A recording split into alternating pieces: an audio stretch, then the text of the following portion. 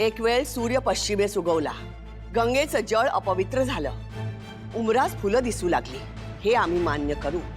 परंतु औरंगजेब मवाळ झाला हे काही मनास पटत नाही. राजे आग्र्यास जाण्यास तयार झाले हे ऐकताच औरंगजेब एकाएकी कसा बदलला? औरंगजेबाचा मनसुबा नक्की आहे तरी काय? जिजा,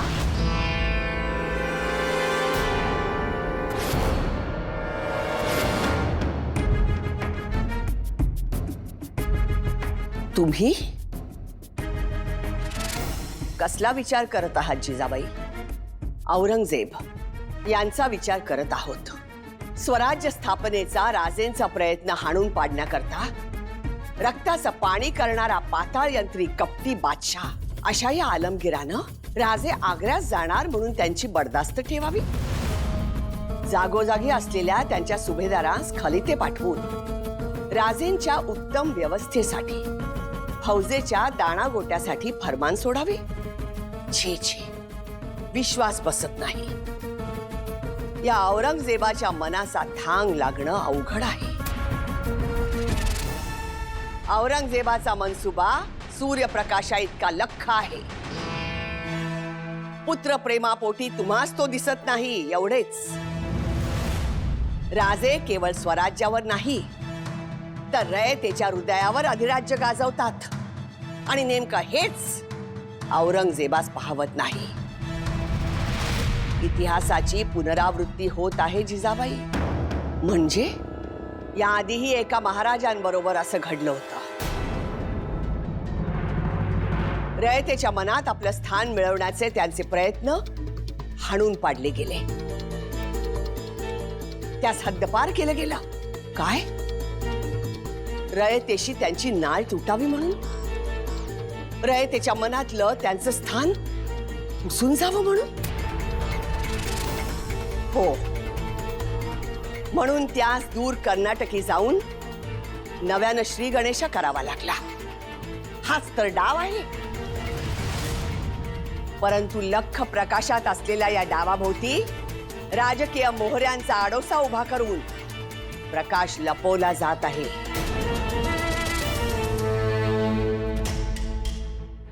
असा डाव आहे तर कोणता डाव आऊस आहे? सोयराबाई,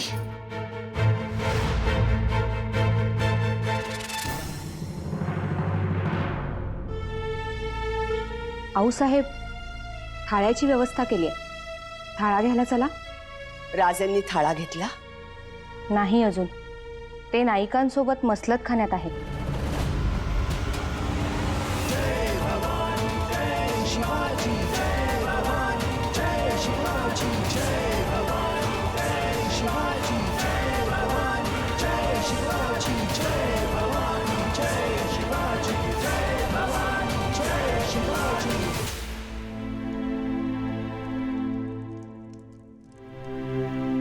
बाईसाहेब, अहो केव्हापासून आपण इकडे उभे आहात? काय झालं? का हो, आम्हाला कोणी शोधतंय का? नाही म्हणजे आऊसाहेब किंवा थोरल्याबाई साहेब? नाही हो, पण आम्ही पाहिलं तर तुम्ही इथे एरझाऱ्या घालताना दिसलात म्हणून विचारलं काय झालं. अहो, राजेंची वाट पाहतोय केव्हापासून. राजे बहिर्जींसोबत आत मसलत खाण्यात आहे. आज मसलत जरा जास्तच वेळ चालली हो. आज काही राजेंची थाळा घेण्याची चिन्ह दिसत नाहीये. राजे आता थाळा घेणारच नाही.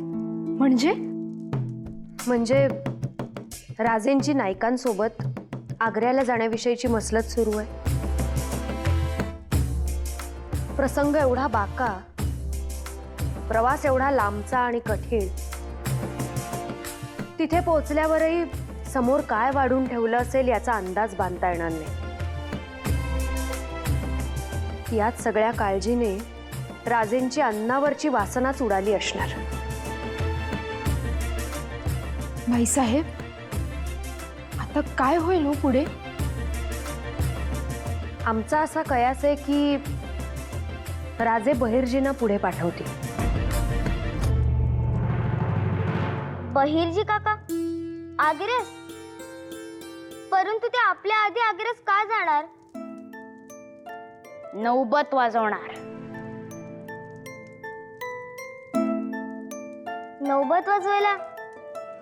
नौबत वाजवणार म्हणजे काय करणार? येसू, जेव्हा गडावर कोणी मातब्बर व्यक्ती येते तेव्हा आपण नौबत वाजवतो. हो बरोबर. मग ही नौबत आपण का वाजवतो? जेणेकरून आपणास कळेल की गडावर कोण मातब्बर व्यक्ती आला आहे. मग आपण स्वागतासाठी यथायोग्य तयारी करतो. त्या मातब्बर व्यक्तीस हवं नको ते पाहतो. पण त्याचा आणि बहिर्जी काकांचा आग्र्यास जाण्याचा संबंध काय? येसू, जसे मातब्बर व्यक्ती येण्यापूर्वी आपण नौबत वाजवतो तसेच दख्खनचे मातब्बर राजे मुघलांच्या राजधानीत येणार. सह्याद्रीच्या वाघाच्या पदस्पर्शाने ती भूमी पावन होणार. याची नौबत वाजवण्यासाठी बहिर्जी काका आग्र्यात जाणार. नाही का हो, बराच वेळ काढलात खलबत खाण्यामध्ये. झाला का निर्णय? बेत ठरला का नाही? नाही का आम्हाला मनापासून वाटतं की राजांनी आग्र्यात जाऊच नाही. ते योग्य नाही, तिथं धोका आहे. त्यामुळे तुर्तास तरी राजांनी बादशाच्या भेटीचे हे तहातले कलम रहित केलेलेच योग्य. अहो पंत, तहाचा कलम असा मोडता येईल वय? अहो आम्हाला बी लय वाटते का राजांनी एवढ्याला आग्र्यात जाऊच नाही. पण काय करणार, राजांनी सबूत दिलाय आणि त्या मिर्झा राजानं बेल भंडारा उचलून अनाथ शपथा घेतल्यात राजांच्या सुरक्षेच्या. अहो नाईक, शब्दांचं काय घेऊन बसला? हे मुघली सरदार सुपाऱ्या खाव्यात तशा शब्दा खातात. कसा विश्वास ठेवायचा यांच्यावर? आणि तो मिर्झा आणि दिलेर तत्वहीन सत्वहीन मुर्दार मनाचे शाही हुजरे. राजांनी यांच्यावर विश्वास ठेवूच नाही. अहो अनाजी पंत, तुम्ही म्हणतायचा ते समज बरोबर आहे. पण आता परमेश्वरांनी समोर जे वाढून ठेवलंय त्याच्या समोर जायलाच लागेल. आऊसाहेबांनी आणि राजांनी आग्र्याला जायचा फैसला घेतलाय. राजे आता बादशाच्या भेटीत जाणार आहेत. खुद्द बादशाच्या राजधानीत जायचं म्हणजे धोकाच. त्यामुळे सगळी पुढची मदार तुमच्यावर असणार. नाही, एक काम करा, आपले तेज तर्राज हुशार हेर आग्र्यास पाठवा आणि तिथं घडणाऱ्या प्रत्येक घडामोडीचा आढावा घेत राहा. वय पंत, आम्ही आमच्या खास हुशार अशा 50 हेरांचं पथक तयार केलंय आणि आम्ही स्वतः निघणार आहे आग्र्यास. तिथल्या समध्या गोष्टींचा आढावा घेतो आणि मगच ठरवतो काय करायचं ते. बहिर्जी,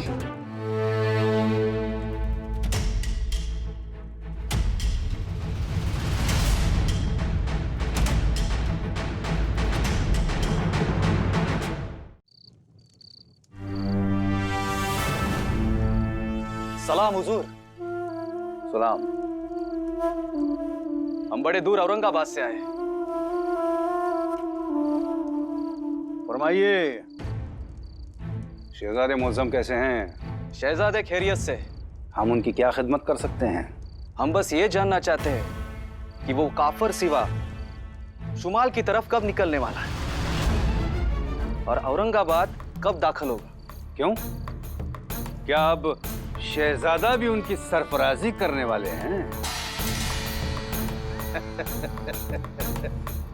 शहजादा बनकर उनकी खातिरदारी करेंगे या उनकी शाही बर्दाश्त रखेंगे? वो लाहौल विला कुवत। खान साहब, आप ये क्या कह रहे हो? उस काफिर सिवा की खातिरदारी शहजादे करें? ना खान साहब ना। शहजादे ने आपके लिए पैगाम भेजा है।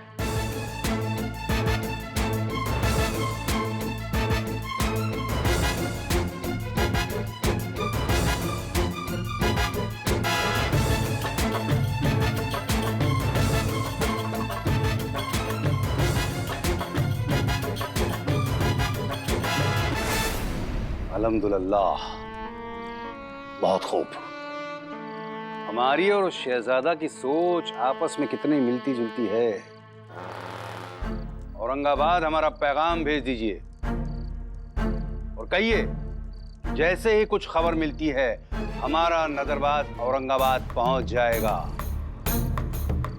और एक बात शहजादे को बोल दीजिए, शुमाल की तरफ जाने के लिए सीवा वक्त की बहुत बर्बादी कर रहा है और मिर्जा सब कुछ जानकर भी जानबूझ के नजरअंदाज कर रहे हैं इस बात को। आपका ये पैगाम हम शहजादे साहब को दे देंगे, उससे पहले वो शहजादे साहब का खलीता जला दीजिए। कौन सा भी सुराग पीछे नहीं छोड़ना है हमें, और ये सियासती डाव किसी को समझ में नहीं आना चाहिए। आऊसाहेब, शेवटी समजा ठरलंच, राजा आग्र्यात जाणारच। मग अशी खलबत खाण्यात पुढे काय काय करायचं हे समजा राजांनी आमासनी सांगितलं।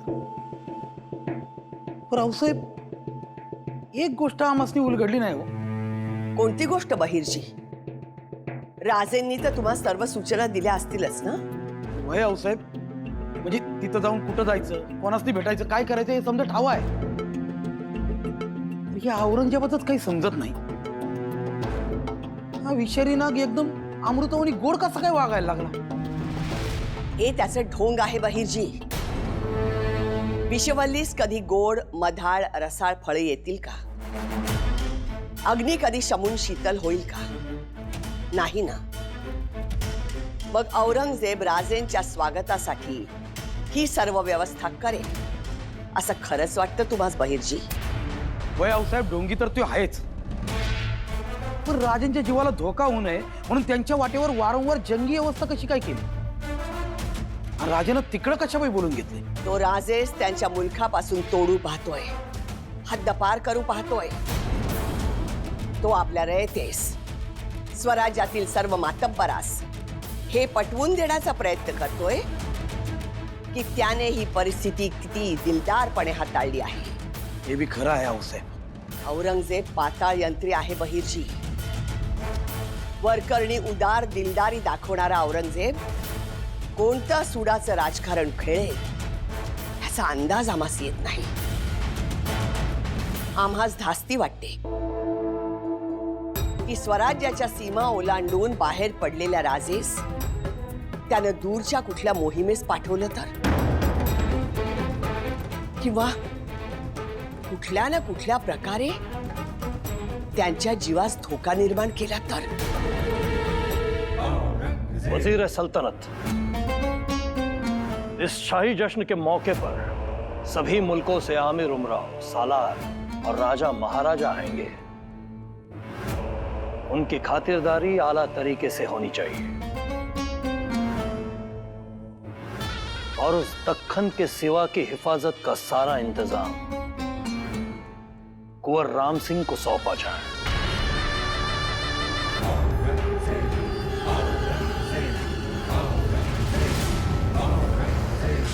कुंवर राम सिंह, याद रहे, सिवा की खातिरदारी में हम कोई कसूर बर्दाश्त नहीं करेंगे। उसका रुतबा बरकरार रहे। जी आला हजरत, कोनो फिक्र ना करे, हुक्म की तामील होगी। राम सिंह, आप बादशाह सलामत के हुक्म की तामील करेंगे, इसमें कोई शक नहीं, लेकिन वो दक्खनी सिवा यहाँ दारुल सल्तनत आना तो चाहिए। अगर वो काफर मक्कार भोस्तानी चूहा यहाँ पहुंचा ही नहीं तो रास्ते में ही उसका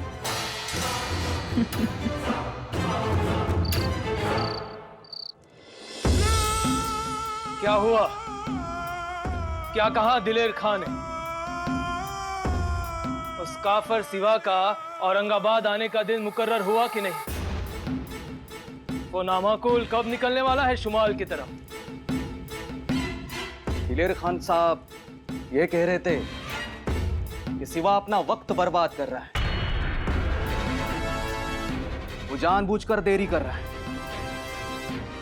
उसने तो अभी तक शुमाल जाने के लिए दिन भी मुकर्रर नहीं किया है। तो ये मिर्जा क्या कर रहे हैं? उन्हें सिवा पर दबाव बनाना चाहिए। उन्हें हमारा पैगाम भेजो, लिखो कि सिवा को आगरा भेजने की तैयारियां जल्द से जल्द शुरू की जाए। उन्हें इस शाही हुक्म की तामील करने की फौरन ताकीद दो। जी हुजूर। हम अभी अपने नजरबाज को मिर्जा के छावनी में बेचते तुम्हें एक और काम को अंजाम देना है। हमने जो सोचा है, सिवा के कत्ल की साजिश, उसकी खबर किसी को ना हो, इसलिए गार्दियों को पेश फरमाओ, उनको अशरफिया इनायत करो। पर ध्यान रहे, गार्दियों को समझ ना पाए कि हम इस काम को अंजाम दे रहे हैं। उनसे कह दो कि सिवा का कोई पुराना दुश्मन है जिसने उसके कत्ल की साजिश खेली है। याद रहे, हुक्म की तामील हो।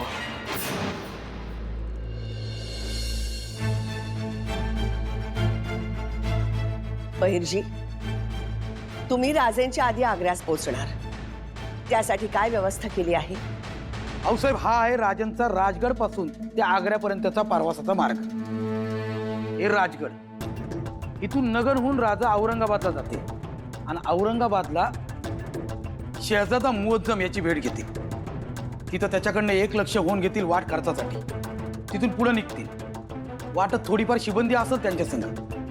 मग पुढे राजा बराणपूर, हांडिया, सिहोर, भोपाळ, सिरोंज, झाशी, ग्वालेर आणि मग आग्रा। हा आहे राजांच्या प्रवासाचा मार्ग। त्या मार्गावर तुमची माणसं पेरली आहेत ना? वय आऊसाहेब, आमचे नजरबाज, हेर, हुल्लर समते कामाला लागलेत। गनिमांपासून वाचण्यासाठी यशांतर करून समजायची सावध करते। पुढे चौकी पहारे किती, परवाने किती, छोटे मोठे रस्ते किती, या समध्यांचा आढावा घेते। आणि मग या चौकी पहाऱ्यांवर मुघल सरदार, चौकीदार यांना फितवण्याचं काम करते। आऊसाहेब, रोजच्या उगवतीच्या खबरा सूर्य माथ्यावर येईपर्यंत आपल्यापर्यंत आल्या असतील। शाबास बहिर्जी, आमची मदार तुमच्यावर आणि तुमच्या पाठीशी उभ्या असलेल्या आई भवानीवर। तुमच्या या अशुभ प्रवासात आई भवानी तुम्हाला शुभ संकेत देवो ही प्रार्थना। सावध राहा, काळजी घ्या।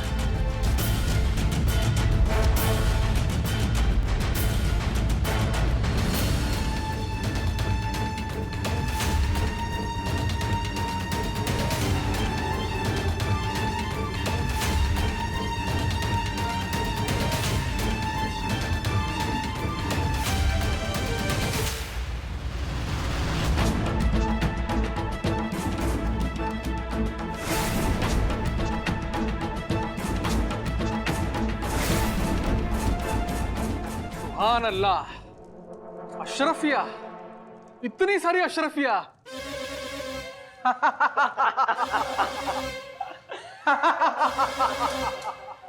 ये तो कुछ भी नहीं, सिर्फ पेशगी है। इससे दुगनी अशरफिया देंगे हम आपको।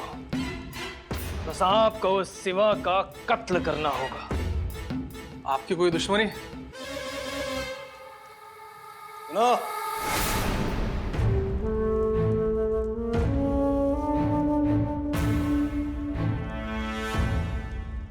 उससे तुम्हारा कोई मतलब नहीं है। उस मक्कार सिवा का कत्ल कब और कहां करना है, इसकी इत्तला आपको वक्त आने पर दी जाएगी। काम की तैयारियां शुरू कर दी जाए। ठीक है जनाब।